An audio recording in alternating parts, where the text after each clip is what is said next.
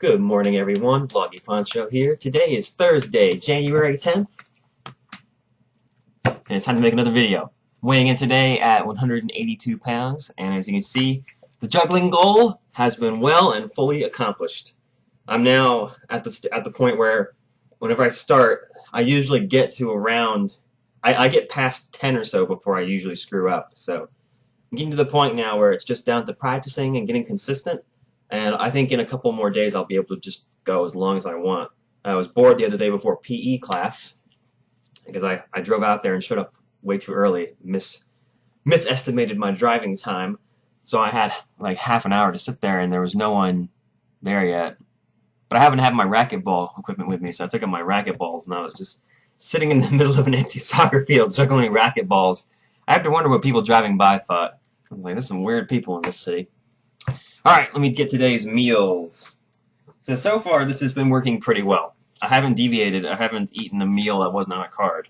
So, I think things are working fairly well so far. Yesterday, I added 2 more meals to each category, breakfast, lunch, and dinner, so that we have 9 total options for 7 days, which means that some things repeat, like the spicy breakfast is in there twice.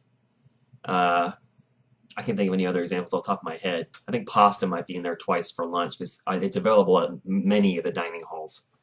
And it's relatively quick to get in and get something and get out. That's another thing I'm trying to do is I'm not hanging out in the dining halls, so I'm not tempted to go back for more food. I'm not as hungry anymore. I think I've gone past that already. I think my stomach has already shrank because yesterday I missed lunch and didn't even notice. I didn't get hungry. I had a late breakfast at maybe 10:30, and then I wasn't hungry again until dinner time at 5. So I guess maybe I'm lowering my metabolism, which might be a bad thing. But once soccer gets going, I'm going to be doing a lot of running, so it's going to keep me going, burning calories. All right, so let's draw it for today. So today's Thursday, so I got a little bit more time, but I still haven't. Cocoa Puffs. That's another one. That's one of the ones I added actually. So you can't really see it down here, but I just have the stack, and I'm just kind of picking one. Not really looking. Ah, for dinner. Oh, I went out of order. What am I doing? All right, well I got dinner already. Let's do lunch first. Peanut butter and jelly for lunch. So I got peanut butter and chocolate cereal for breakfast, peanut butter and jelly for lunch, and then for dinner pasta, and I wrote plus dessert. So that's some small dessert, not. So if I were cookies, it would be 1 cookie. If it were, I don't know, whatever else they have for dessert, it would just be a very small portion. It's a plate about this big, which is kind of hard to tell, but there you go. It's actually small. It's not the size of my head. That's what it looks like here. Yeah. Okay, so I got my meals for today. Cocoa Puffs, peanut butter jelly, and pasta plus dessert. And the plus dessert is optional. If I get enough pasta and I'm not hungry, probably won't get any. We'll see. So what's up? What's going on? Oh yes, today I know I did the bookends. That goal achieved.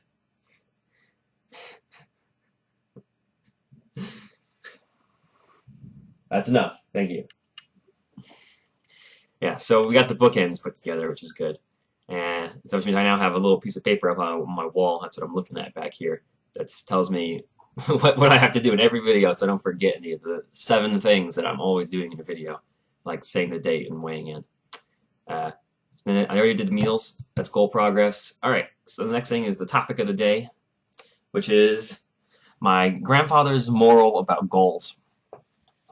So this was a story that he told me back when I was, I probably first heard it in the middle of high school at some point. I was probably a junior or a senior, towards the end of high school probably. And it was my grandfather's story about when he went to MIT.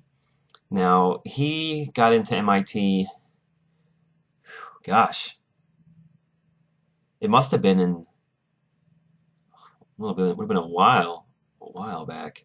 I'm trying to figure out what year. It would have been like 58 or something like that, 1958.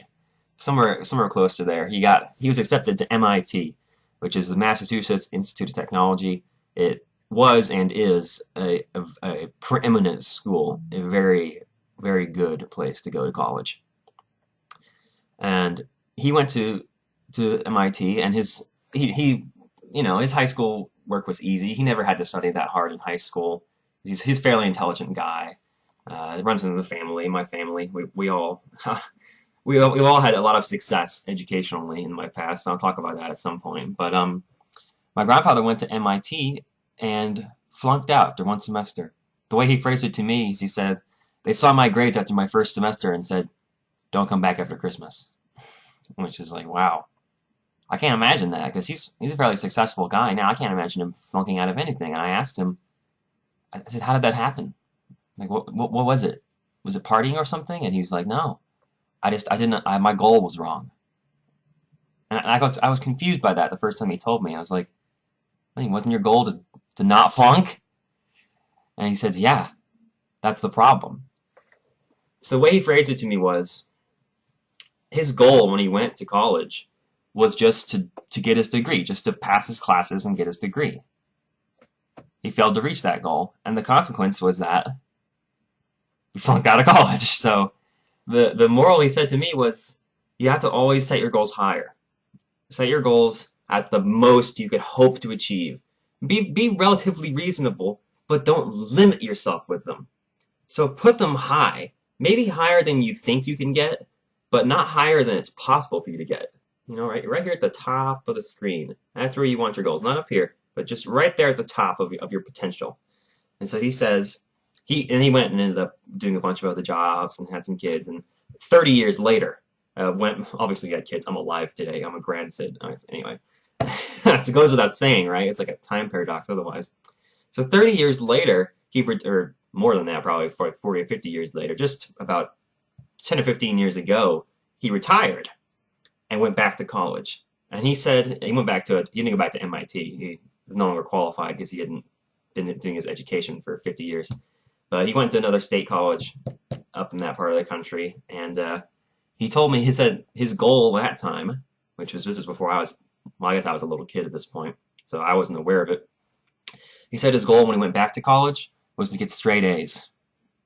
And he failed. But he graduated with honor. It's like summa cum laude or whatever it is.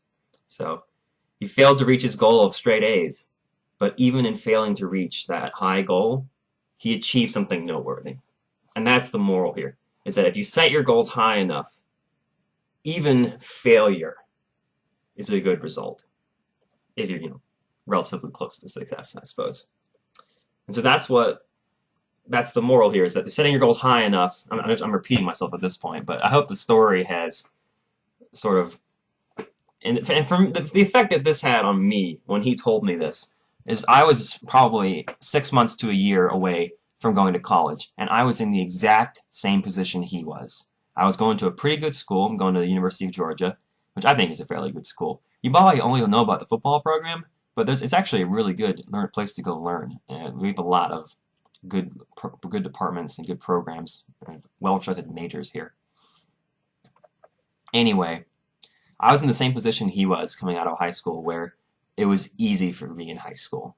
I never really had to try that hard, even in my AP classes. They just weren't that. It wasn't a challenge for me.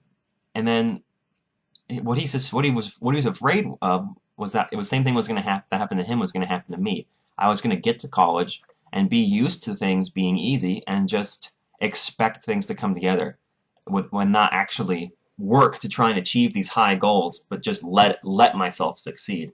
And you can never rest on your laurels like that. And so when he told me this story, the effect on me was that I realized that college was really going to be different. And this is something that you hear throughout your entire life, your entire school age life at least. Every single year, they say to you, this is like in 3rd grade maybe.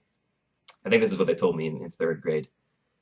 They said, this is when we were learning cursive. We were learning to write cursive, and the teacher says, this year we're going easy on you, but when you get to 4th grade, your teachers are going to expect you to write everything in cursive. So you gotta know it. You gotta get really good at this. And then you get to 4th grade, and they don't expect you to write anything in cursive. You sign your name, like that's it.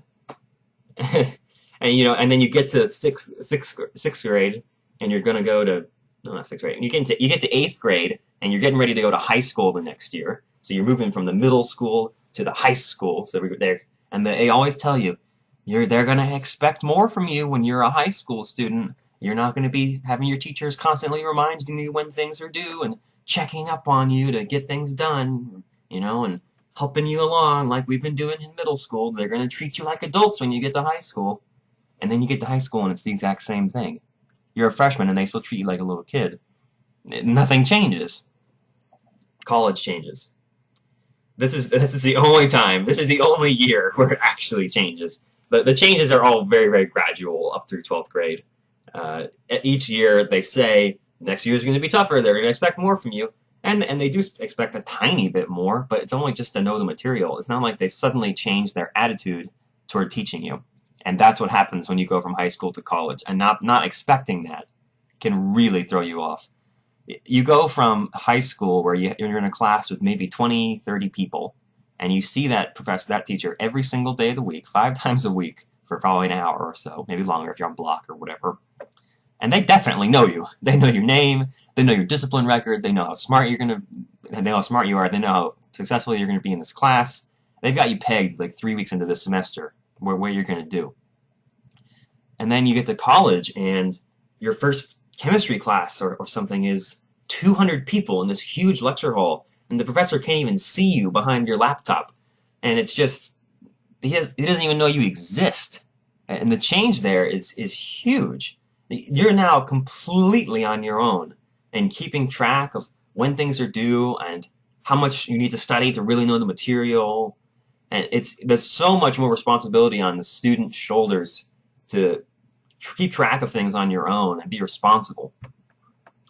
And that was the big change that my grandfather was afraid I was going to miss, because in high school things were so easy for me that what if I got to college and expected it to be the same, expected things to just come easily? And he warned me, and I took his advice to heart. I came to University of Georgia hoping to get a 4.0. I failed, but I'm going to graduate with honors at the end of this semester. I'm going to graduate with high honors. And I'm very pleased with that. I didn't achieve my goal of a 4.0. I think it was German 2. That was my first A-. I'm not good at languages. It's not my strong point.